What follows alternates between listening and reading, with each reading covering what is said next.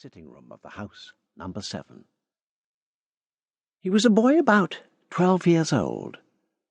His name was Marco Lauriston, and he was the kind of boy people look at a second time when they have looked at him once. In the first place, he was a very big boy, tall for his years, and with a particularly strong frame. His shoulders were broad and his arms and legs were long and powerful. He was quite used to hearing people say as they glanced at him, "What a fine big lad!" And then they always looked again at his face. It was not an English face, or an American one, and was very dark in colouring. His features were strong. His black hair grew on his head like a mat. His eyes were large and deep-set, and looked out between thick, straight black lashes. He was as un-English a boy as one could imagine, and an observing person would have been struck at once by a sort of silent look expressed by his whole face, a look which suggested that he was not a boy who talked much. This look was especially noticeable this morning as he stood before the iron railings. The things he was thinking of were of a kind likely to bring to the face of a 12-year-old boy an unboyish expression. He was thinking of the long, hurried journey he and his father and their old soldier servant, Lazarus, had made during the last few days. The journey from Russia.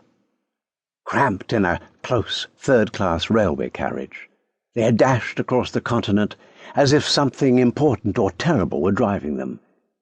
And here they were, settled in London as if they were going to live forever at number 7 Philibert Place. He knew, however, that though they might stay a year, it was just as probable that in the middle of some night his father or Lazarus might wake him from his sleep and say, "Get up, dress yourself quickly, we must go at once." A few days later, he might be in St. Petersburg, Berlin, Vienna, or Budapest, huddled away in some poor little house as shabby and comfortless as number 7 Philibert Place.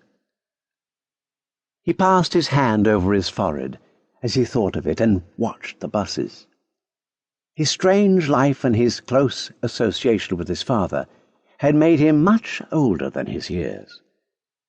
But he was only a boy, after all, and the mystery of things sometimes weighed heavily upon him and set him to deep wondering.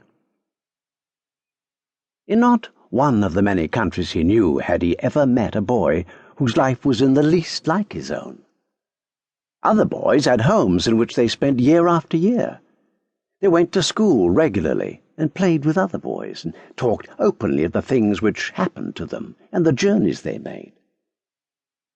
When he remained in a place long enough to make a few boy friends, he knew he must never forget that his whole existence was a sort of secret whose safety depended upon his own silence and discretion.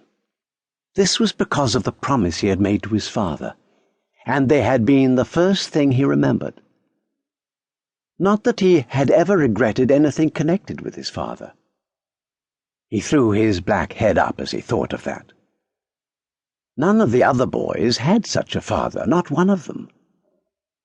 His father was his idol and his chief.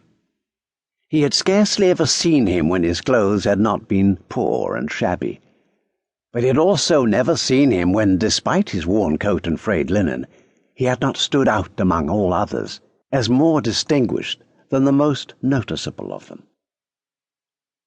When he walked down a street, people turned to look at him, even oftener than they turned to look at Marco.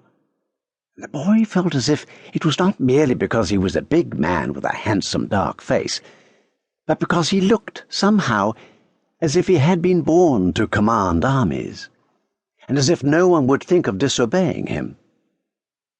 Yet Marco had never seen him command anyone, and they had always been poor and shabbily dressed, and often enough ill-fed. But whether they were in one country or another, and whatsoever dark place they seemed to be hiding in, the few people they saw treated him with a sort of